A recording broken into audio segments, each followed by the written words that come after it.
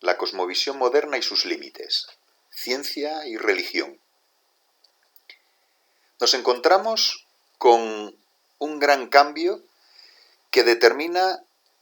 una de las mutaciones fundamentales en la base, digamos que económica, y en la base, de hecho, de interpretación del mundo, que determina la gran diferencia que hay entre la época en que vivimos y esos dos grandes momentos desde el punto de vista del análisis de las religiones y desde el punto de vista de la clasificación de religiones que hemos visto en alguna otra ocasión. Digamos que hay tres momentos. Un momento que podríamos denominar de religiones nómadas, de las religiones de cazadores, recolectores, pastores, de pueblos que no están anclados a un territorio ni están anclados a una forma de vida que es la forma basada en la agricultura. Tenemos un segundo bloque que es donde están la gran mayoría de las religiones que ahora tienen un número importante de fieles y un corpus de desarrollos de todo tipo, teológicos, narrativos, etcétera, más grande, que serían las religiones de las sociedades de base agrícola. Y luego tenemos lo que podríamos denominar las religiones modernas, que es justamente lo que vamos ahora a desarrollar un poco. En las religiones modernas, un elemento fundamental es la ciencia. La ciencia en la modernidad es el modo de explicación del mundo, es decir, la cosmovisión de la modernidad es la procura, la produce la ciencia. Es un modelo de pensar que ha producido un corpus de conocimientos aceptados muy mayoritariamente que dan sentido a lo que antes estaba otorgado el sentido por las narraciones de carácter religioso. Dan sentido a la historia del universo, dan sentido a la historia de la Tierra, dan sentido al papel del ser humano en ella. Por tanto, producen unas narraciones que serían narraciones cosmológicas e incluso cosmogónicas, cómo surge el cosmos, narraciones relacionadas con el ser humano y su concreción y aparición en la Tierra, lo que podríamos llamar narraciones antropogónicas, así como las narraciones cosmológicas e incluso cosmogónicas son la astrofísica, la que ofrece los elementos fundamentales, así como en las narraciones que tienen que ver con el surgimiento de nuestro planeta, con las características de nuestro planeta, es la geología, la paleontología, la que da las claves, la biología es la que da las claves, y en el equivalente relativo al ser humano sería la antropología la que ofrecería los datos clave. Antropología, prehistoria, sería la que ofrecería los datos clave. No son relatos religiosos, son relatos que va construyendo la investigación científica por los métodos habituales de la investigación científica. Y, por ejemplo, en relación con el ser humano, pues se tienen en cuenta los procesos de antropización, los procesos de sapientización, cómo el ser humano va construyendo su modelo de vida en la Tierra, un modelo que lo va diferenciando progresivamente de otras especies. Y la hominización y la sapientización son los relatos, podríamos decir, relatos científicos detrás de los que está la antropología o la prehistoria. Ese juego, por tanto, de modelos de entender el mundo que los ofrecen distintas disciplinas científicas. ¿Qué ocurre con la ciencia frente a las narraciones religiosas? Narraciones religiosas, por ejemplo, la narración que sustenta un contexto fascinante como es el de la Biblia, por ejemplo, el libro del Génesis. Relatos fascinantes en los cuales vemos a la divinidad creando el universo, creando la tierra, creando al ser humano, dando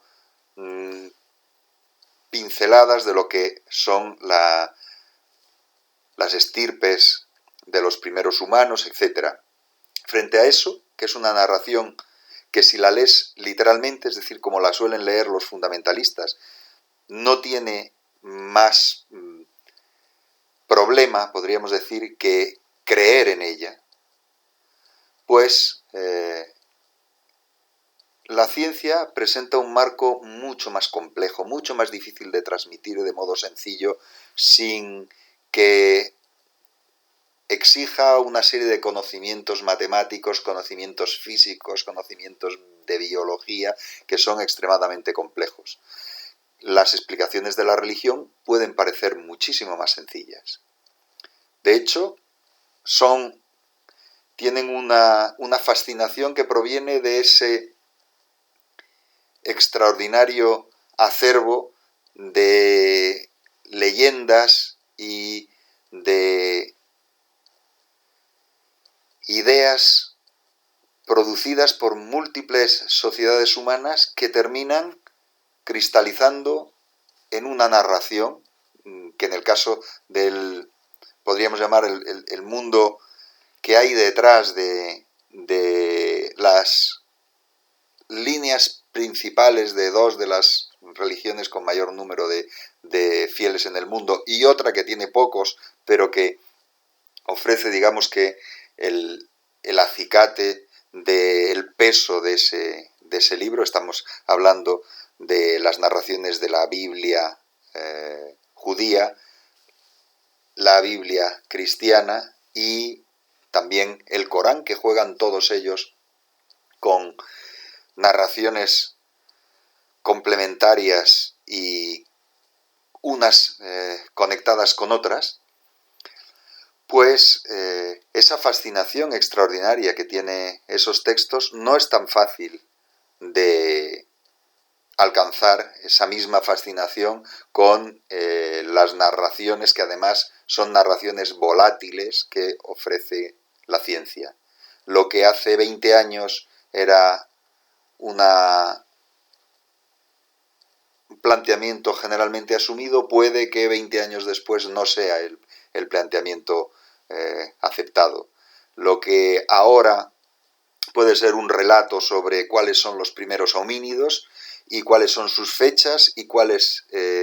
son las fechas de los primeros sapiens y cuáles son las fechas que podemos en que podemos plantear que los primeros sapiens estaban produciendo cultura que podríamos asociar con lo que entenderíamos por actividad religiosa, pues cambia mucho y va hacia atrás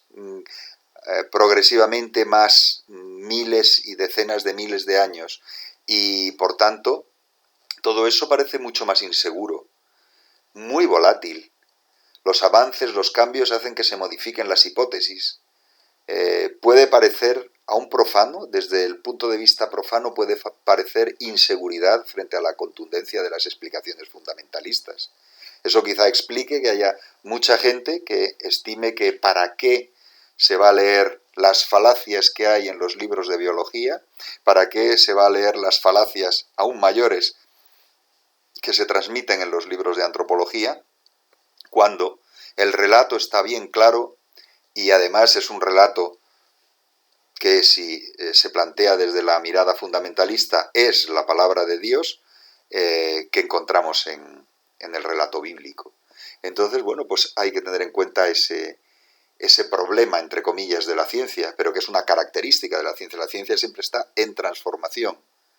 y en una transformación mucho más rápida que la digestión que pueden hacer sobre ella quienes no son especialistas y quienes ven esa cantidad de información que se produce cada mes que pasa, por ejemplo, en el mundo de la hominización, cada vez que pasa surgen hipótesis, surgen planteamientos. El mero hecho de funcionar con hipótesis, es decir, con que algunos planteen hipotéticamente gracias a estudios, pues por ejemplo, de huesos o gracias a estudios de ADN, que hay un camino determinado que transforma las ideas que se tenían desde otros puntos de vista anteriores por medio de otras técnicas, ya puede parecer que estaríamos ante quizá sencillamente mentiras o sencillamente ideas inseguras frente a lo otro que les estoy planteando, la seguridad de decir que es el relato de la acción de Dios, y puede llevar a, por ejemplo, en Estados Unidos, en lo que se llama el Bible Belt, a que a algunos de la gente que vive en ese cinturón bíblico, en el que en algunas casas o en no pocas casas el único libro que se tiene es la Biblia, que sea la única referencia, no solo la única referencia que se tiene, sino la única referencia que se quiere tener, porque se plantean que lo otro no es auténtico conocimiento, son falacias de unos y de otros, son argumentos que no se sostienen. Claro que hay que tener en cuenta que la ciencia funciona justamente por puestas en duda sistemáticas, lo que planteó Kuhn con su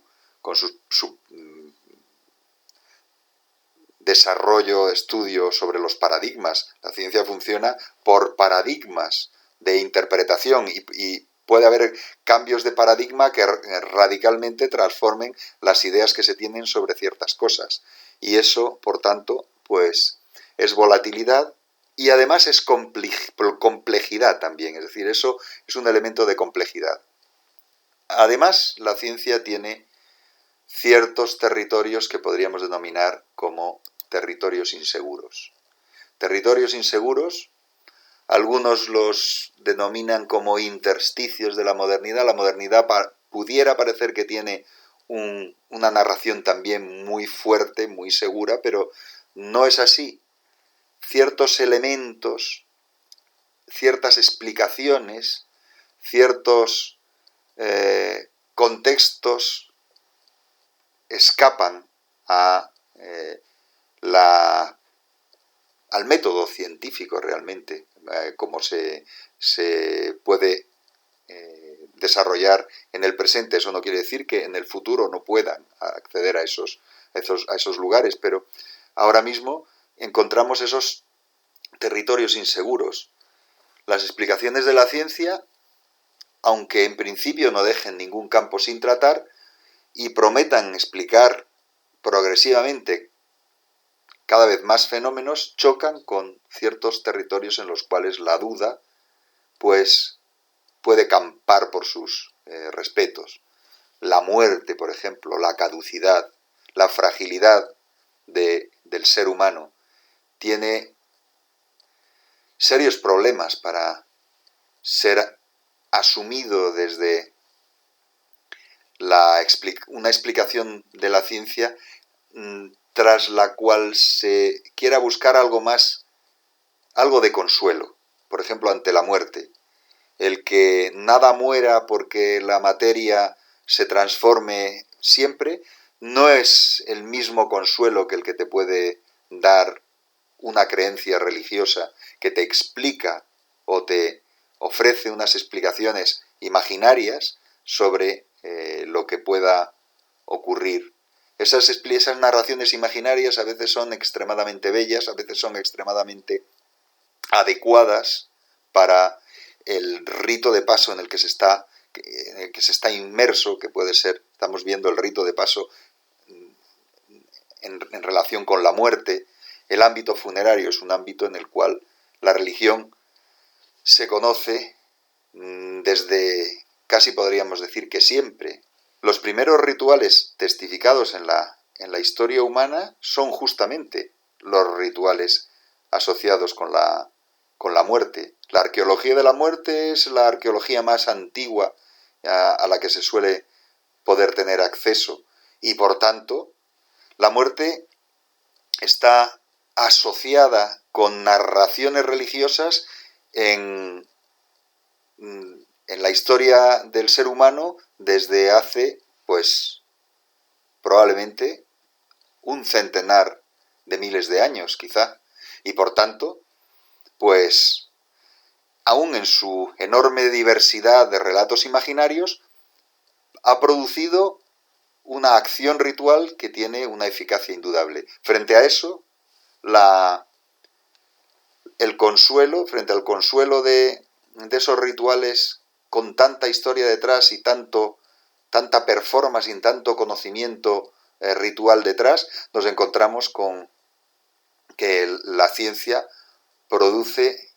un consuelo menor, que es el consuelo de que nada se destruya. Pero claro, si lo que hay detrás y el deseo de que no se destruya es justamente la identidad, pues es más difícil. Por tanto, la caducidad del ser humano, la fragilidad del que podríamos llamar humano-máquina, esa fragilidad que tanto puebla los imaginarios culturales del mundo actual, tantas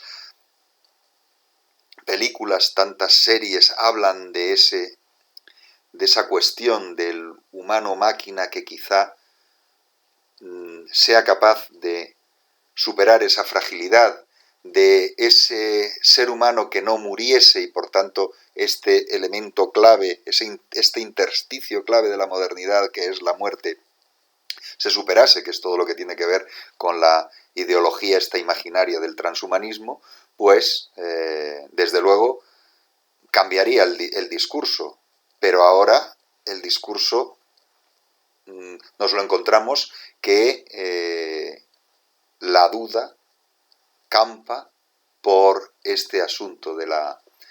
lo que tiene que ver con la fragilidad del ser humano y con el hecho de la mortalidad del ser humano. También hay otros territorios en los cuales estas cuestiones no son tan ciertas. Por ejemplo, lo que tiene que ver con la mente. Y dentro de ese gran mundo, pues podríamos quizás centrarnos en algo más específico, como podría ser lo que tiene que ver con las técnicas de meditación, otro de los campos en los cuales las religiones han brillado a lo largo de su historia. Sí que se está produciendo una nueva forma científica de analizar ese mundo,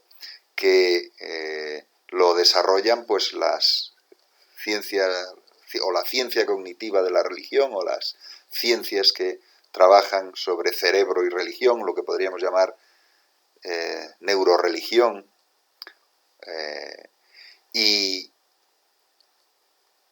todo lo que hay detrás de esas transformaciones que producen ciertas prácticas religiosas. También otro territorio que está asociado a este de la meditación es el de la autorrealización, ese camino en el cual tantas tradiciones de espiritualidad están encontrando una reivindicación de su papel en el mundo actual. Y pues encontramos que la ciencia tiene instrumentos, pero no tiene, digamos que, las mismas capacidades de asimilación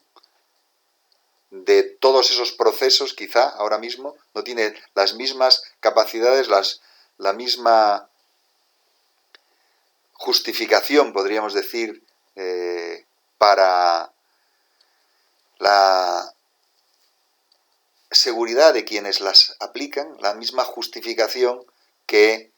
podrían tener las narraciones religiosas o pararreligiosas o asociadas con el mundo este de la espiritualidad. Es decir, que si alguien se dedica a la meditación desde un punto de vista científico, sin referencias, autorreferencialmente o sin referencias de tipo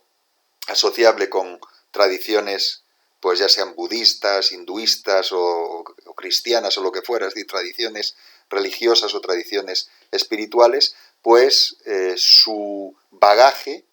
de introspección y de trabajo es más corto que si utiliza todo ese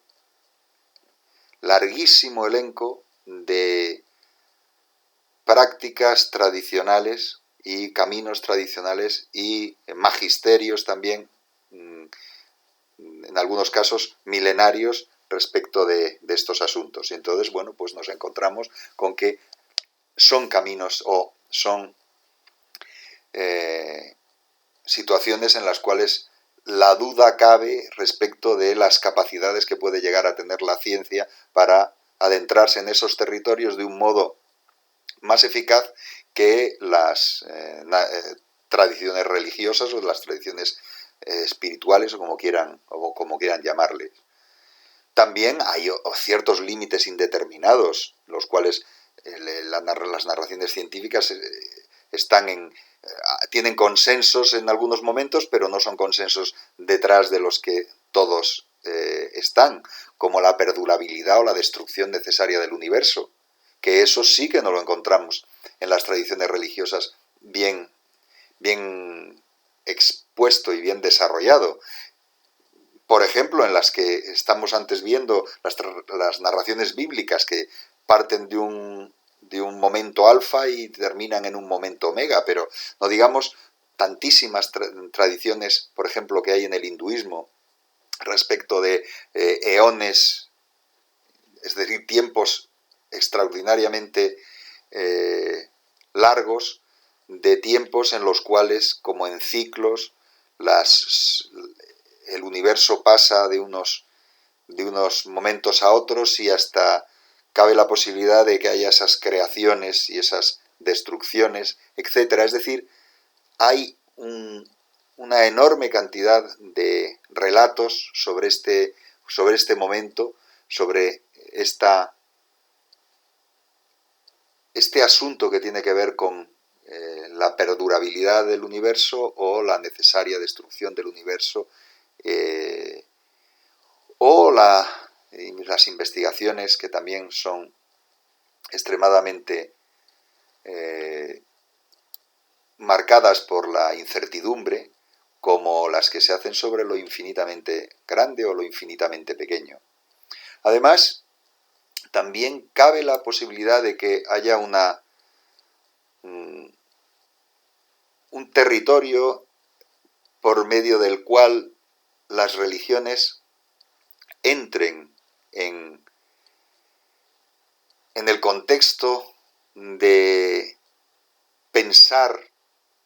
la ciencia y los límites de la ciencia, justamente cuando se trata de ver hasta qué punto en una sociedad global la ciencia haya de servir a fines no particulares o de dominio, y por tanto haya que incluir o tener en cuenta los puntos de vista de otras formas de ver el mundo. Y ahí es donde cabe la posibilidad de que los modelos éticos que producen las religiones se conviertan en elementos que ofrezcan algún tipo de camino por el que derivar el pensamiento y por el que derivar las tomas de decisión. Es decir, esa reflexión sobre las fronteras de la investigación y los problemas que pueden derivar de esas fronteras de la investigación. Por ejemplo, investigaciones peligrosas, investigaciones que tengan que ver con la armamentos de consecuencias imprevisibles, y ahí puede que los interlocutores religiosos puedan aportar su punto de vista, o las investigaciones genéticas relacionadas, pues por ejemplo, con asuntos como la clonación, con asuntos como el transhumanismo también, que tiene muchos elementos éticos de gran calado. Esas nuevas perspectivas de un abismo tecnológico en que el ser humano se encuentre inserto en él y que quepa la posibilidad del surgimiento de una especie transhumana a la que pueda acceder a esas tecnologías que les permitan tener una vida muy larga, y el resto que no pueda acceder. Entonces, ahí también cabe esa posibilidad de que uno de los socios al pensar este asunto puedan ser quienes piensan desde un contexto religioso estas cuestiones. O también otro asunto que interconecta ciencia y problemas éticos y ético-religiosos sería el surgimiento de lo que podríamos llamar nuevas razas cibernéticas.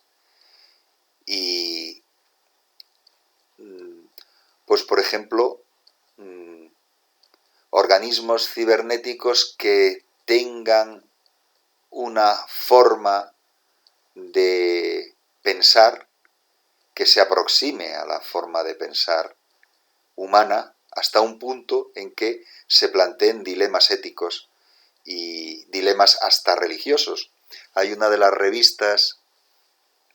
especializadas que se llama Zygon. La revista Zygon es una revista estadounidense especializada en ciencia y religión,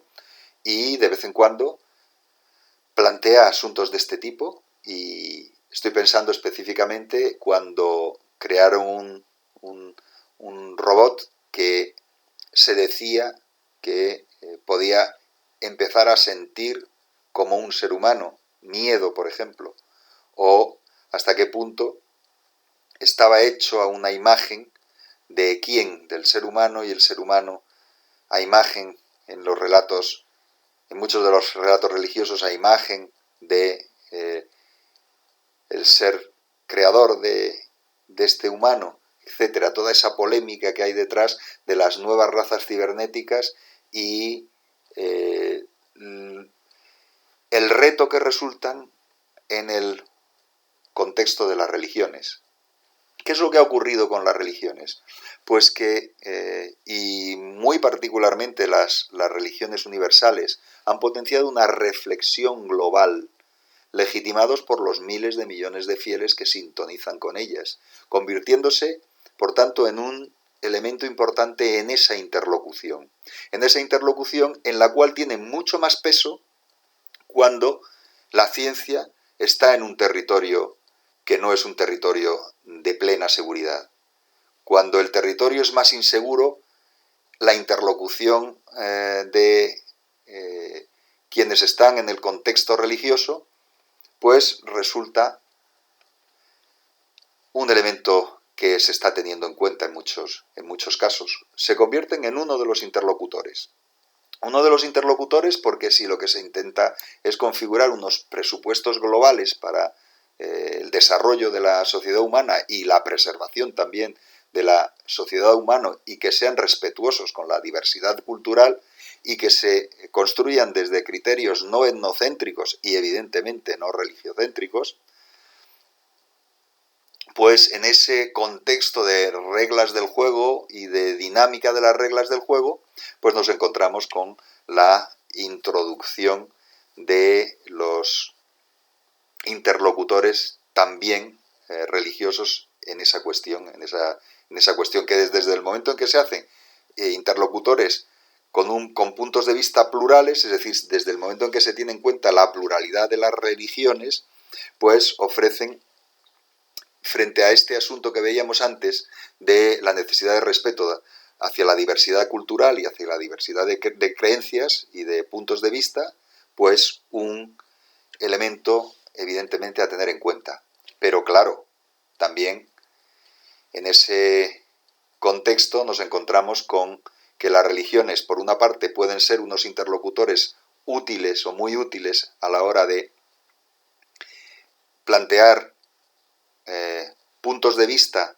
sobre todo legitimados por todos los que pueden estar en consonancia, los millones de personas que pueden estar en consonancia con esas formas de plantearlo, pero, claro, desde otros puntos de vista pueden ser enjuiciadas esas actuaciones como injerencias dogmáticas de las autoridades religiosas en la investigación científica, por ejemplo, la obligación que en algunos casos exigen de objeción de conciencia a los investigadores creyentes en temas conflictivos, la objeción particularmente evidente en todo lo que tiene que ver con la manipulación genética y la reproducción humana.